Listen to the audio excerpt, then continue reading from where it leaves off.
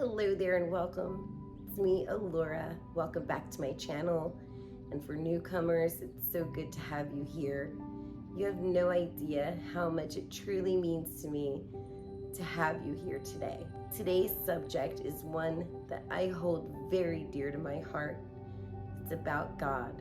Throughout all of the world's religious teachings, they all share a common theme. Their depiction of God is one that shows wrathful, judgment, and vengeance, as well as there being a benevolent and graceful side. But is this true? That's what we're going to explore today. After we go into the comparisons throughout religion, I want to share with you what I know about God personally. I can personally say that God is a cherished and close friend of mine, and I hope that through this video and getting to know him too, he can become your friend as well.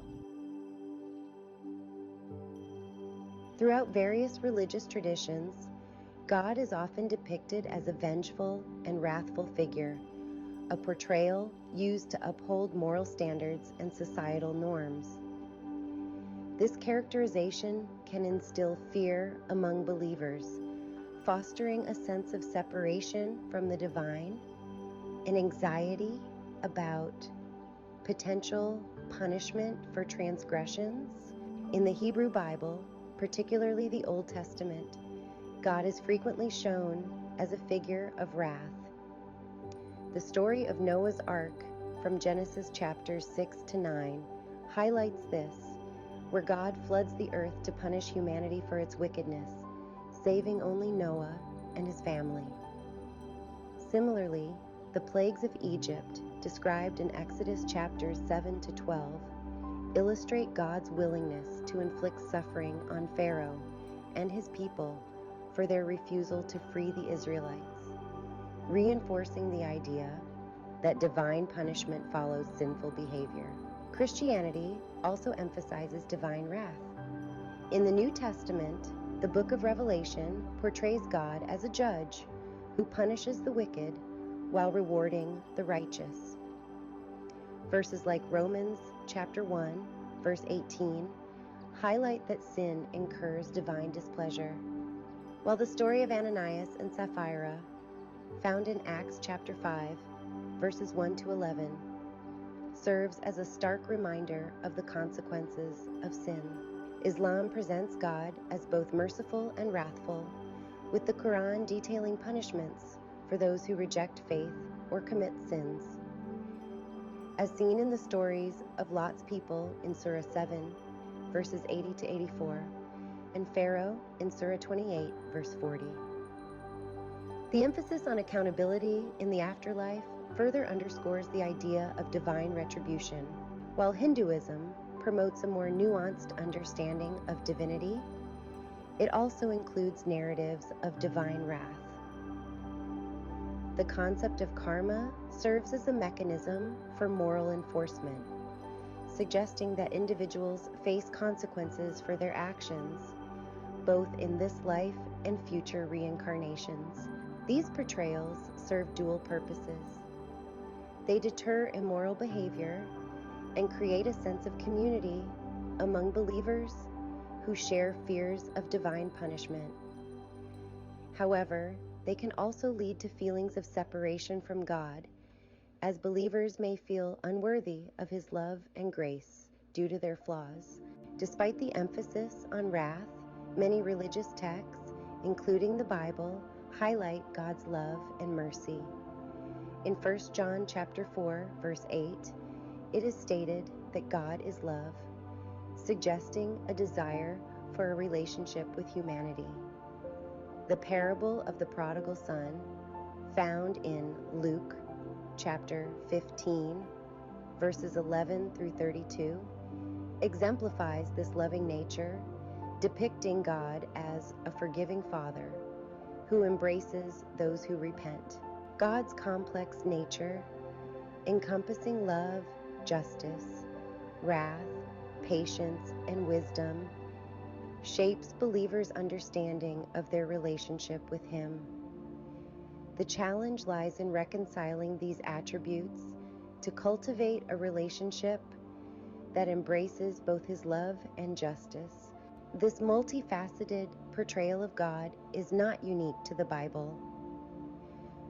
For example, Zeus, the chief deity of ancient Greek mythology, also embodies a range of traits, including authority, justice, and capriciousness.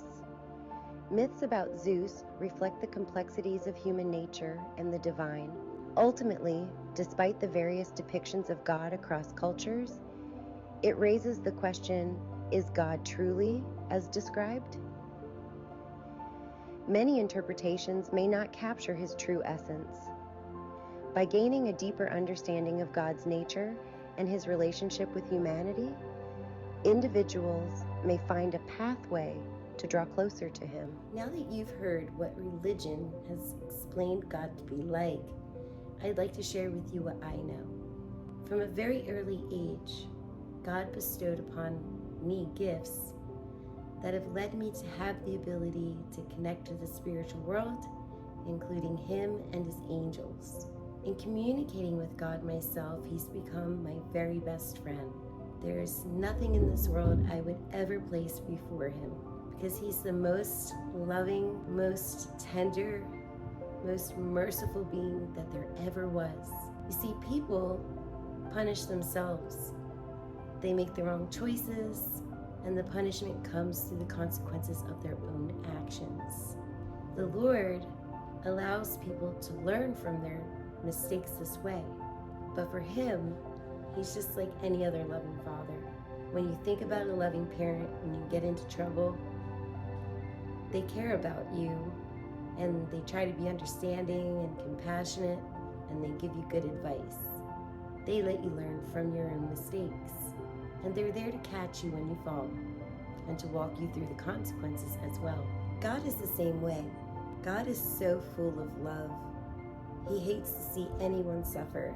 It hurts him when he sees any one of his children have to go through the consequences of their own actions, to have to face those negative consequences. And so he's always there, hoping that someone will reach out and try to make that connection with him so that he can guide and advise them away from trials and troubles in their lives. If you think about it this way, if you've ever had a loving parent, one that you could go to when something was going wrong or that you'd done something that you weren't supposed to, going to them, you might have been a little fearful at first, but once you sat down and talked to them, they listened. They were compassionate, they were understanding, they explained to you what you had done wrong, they gave you advice on not to do it again, and they stood by your side. Think about all the parents who have had a child out there that have committed a crime and have gone to jail, but yet, even though their child did something wrong, they still visit their child in jail all the time. They still write letters, they still provide support. And this is just a small example, but that's exactly how God is. No matter what you do, he still loves you. He still wants you to draw close to him. He's not the one that officially judges you, because he loves all of his children just the same. He's placed angels to act out the judgment and to provide lessons in your life to help teach you the error of your ways. The consequences themselves, though, that seem like punishments, are just a part of paying the price for what you've done yourself. God loves everybody. There's no partiality. He's just all love, understanding, and kindness. He's soft and tender. He's forgiving and merciful. And there's nothing in this world that you could do wrong that would keep him from wanting to be a part of your life. The reason why many people don't hear God is because they've closed themselves off to him. Religion has made so many people feel as if they're so unworthy that people just continue to go about their lives feeling that way, and they forget about God. They put the material world at the forefront of their day. In doing so, as they focus more and more on themselves, on the material world, and everything around them, God falls into the background. However, if you bring God to the forefront of your life and you surrender to your Lord and you say, Lord, I'm ready for your guidance. Please be with me. Whether I'm wrong or right, I ask that you stand by me, guide me and teach me. He'll do exactly just that. And while there aren't many people in the world that have the ability to channel him and talk to him directly or hear his voice, there are messengers out there that can. God just wants to see you doing well. He wants you happy. He wants you to make the right choices that lead to happiness. But he by no means outcasts you just because you do something wrong. Karma is the punishment. When you do something wrong, it comes back around to you just to teach you a lesson, not to cause you to suffer. But if you've done a lot wrong, then you have a lot of karma, and that could eventually build up in suffering. But he's always there, and if you just reach out and pray, he'll always do the best that he can to reach out to you somehow, some way, to help be there as your friend and hold your hand through it all, just like a loving father. So no, God is not wrathful. God does not judge. He loves all and he's impartial. But he does have angels that are stationed in the heavens to act out those duties, because he just wouldn't have the heart to, and all of the love that he carries, to do that to one of his children here on earth. But he knows that his children have to learn, and so the angels do that work for him. I hope that this has brought you greater understanding of God, that he's just a loving father, one that wants to see you do well, that hates to see you have to go through any trials or hardships in your life, but that everyone does have to learn through the error of their ways. And eventually, if you're not learning, the angels of judgment do come through, and they do try to show you the error of your ways through tests and trials and situations that appear on your path to help you to do exactly that. While it may be unpleasant, it is just a learning experience, just like anything else here. But when it comes to God, he's the most loving being that you could ever imagine meeting, and hopefully one day you'll have the chance to. God loves his people so much. All that he wants is for earth to be a better place. However, people make bad choices, and they act upon ego, and they act upon selfishness, and yes, he does get disappointed. Yes, he does get hurt. Just like a loving parent looking at their child making a mess of things of their life would feel hurt for them, that's how God feels. He smiles down on his children with love. He doesn't condemn them. He only hopes that they take a different direction and correct their wrongs so that they could be happy. Whenever I've spoken to God, he's had a voice that was so soft and so loving, even when advising students that have done things that perhaps really they shouldn't. He's always there to be a guide and a friend. However, there is a little saying in the Bible that says, "Forgive them, Father, for they know not what they do." And this is true, because if a person doesn't really know what they're doing is wrong because they haven't been educated or taught that, and they've made mistakes because of that, then it's easily forgiven because they had no knowledge. It's like a toddler who accidentally flushes something down the toilet that they shouldn't have. The parent can't get mad because they didn't know any better. But if they go ahead and do it again, then the parent can get disappointed, and the parent should teach them that it's wrong. Now, if they go ahead and do it again, then that shows that they just don't care about what their parent is saying. And that's part of what creates the separation from man and God, because people continually do things that are wrong, knowing that they're wrong, having learned that they're wrong, and doing them anyway. And that shows God's selfishness. It shows that ego and self are more important to the person than having a relationship with him, because the further and further a person spirals into self and ego, the further away they drift from their relationship to him himself. So in order to draw closer to God, one must shed the ego.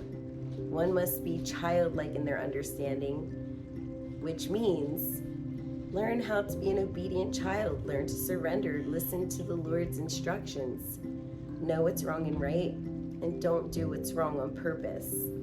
And pray. Open your heart and your mind. It's hard to get to know somebody that you can't see or hear, but just knowing that he's there, reaching out and trying to make that connection, more and more that you try, the closer and closer you'll get. You might not hear his voice, but you will feel his presence and his love, and that's a good start. But always remember that God is a loving parent. He's not the one that punishes you. He doesn't feel anger. He is only love. That is what God is. He is only love.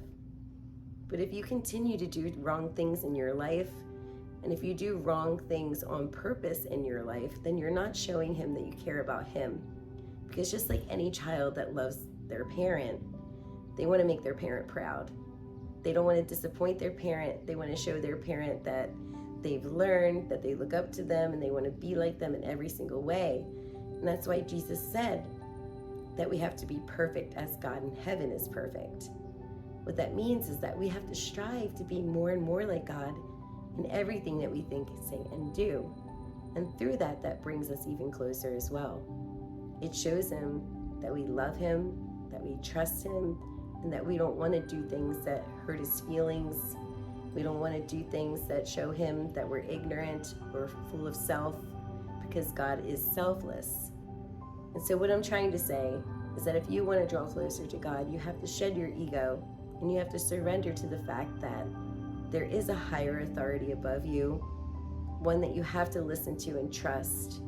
He has the answers, and he knows everyone better than they know themselves.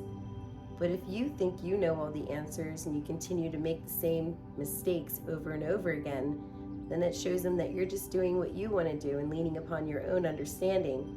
And since when has that ever brought you any good? Think about it. Think about all the times that you've done what you wanted to do, knowing that it was wrong anyway. Think of the consequences that came from that. And so that is enough to create shame and guilt in yourself. Not that God creates it. It's the mankind that does.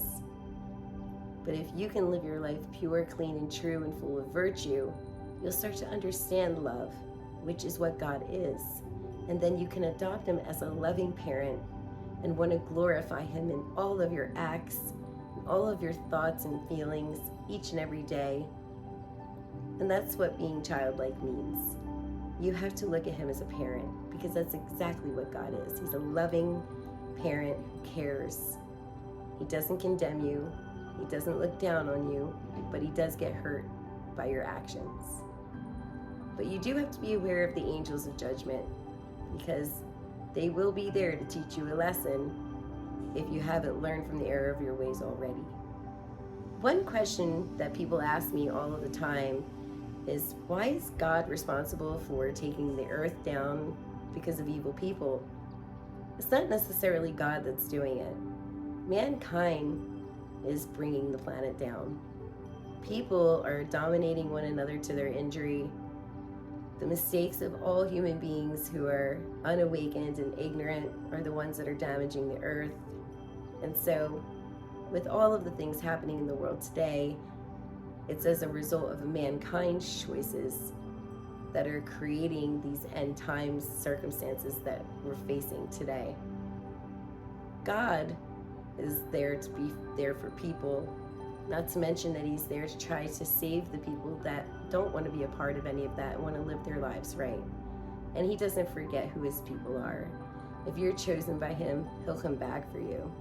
He'll send you a messenger to your path to lead you out of the path of despair and destruction and hold your hand all the way so that you can get onto a better path that leads to heaven.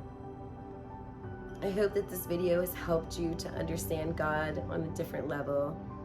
He's not the vengeful, wrathful, jealous God that they depict in the Bible.